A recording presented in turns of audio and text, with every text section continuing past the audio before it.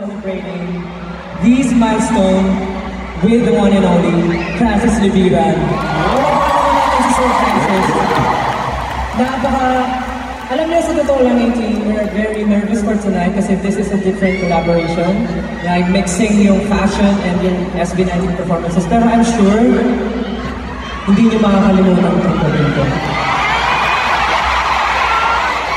We are very honored to present this different kind of collaboration, this kind of concert tonight.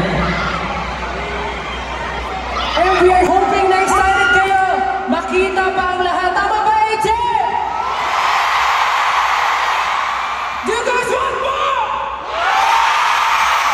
Okay, at dahil dyan, I think everyone's ready. Please welcome Marides, W3, and Coach J!